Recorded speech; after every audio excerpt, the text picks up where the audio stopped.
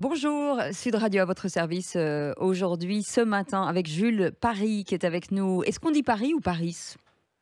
On dit Paris.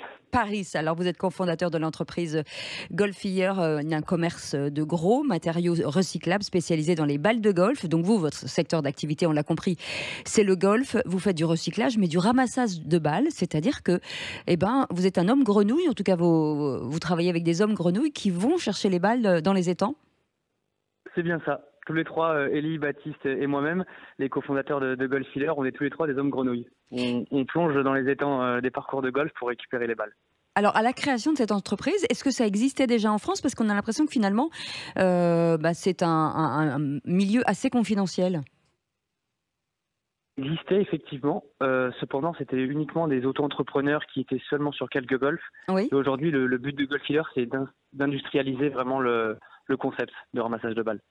Alors aujourd'hui, il existe, je crois, un peu plus de 700 structures sous différentes formes de golf, que ce soit des parcours ou alors d'autres formes de structures de golf. C'est un marché assez porteur, selon vous?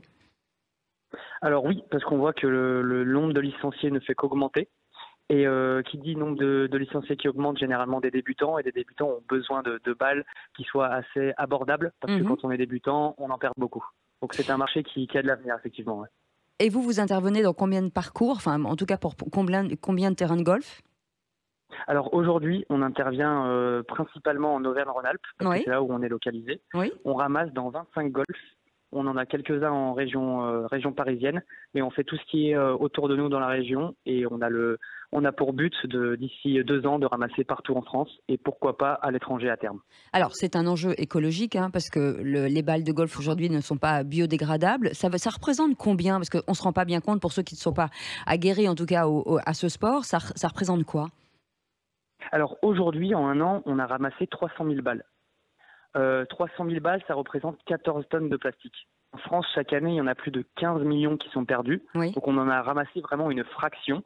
Et 15 millions, c'est 630 tonnes de plastique qui sont dans la nature et qui se décomposent et qui s'infiltrent dans les sols. Vous en faites quoi après? Parce qu'une fois qu'elles sont ramassées, j'imagine qu'elles sont recyclées d'une manière ou d'une autre? C'est bien ça. Alors concrètement, 60% des balles qu'on ramasse, on peut les revendre. Donc celles-là, on les nettoie. Mhm. Ensuite, on les trie par marque, modèle et qualité.